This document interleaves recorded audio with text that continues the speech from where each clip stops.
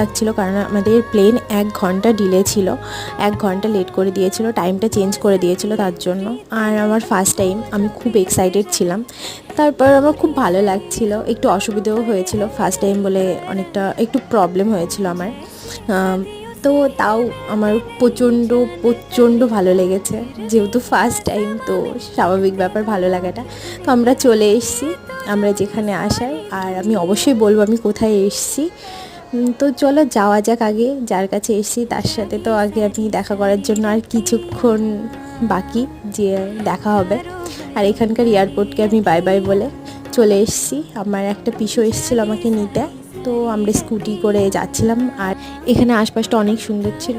আর এই যে আমার মায়ের সাথে আমি দেখা করতে এসেছি, আর আমি খুব হ্যাপি। আর আমার মা বাবা দুজনে এখানে থাকে, এই কারণে আমি দেখা করতে এসেছি মায়ের সাথে। আর আমি কোথায় এসেছি নেক্সট ব্লগে বলবো। Bye bye.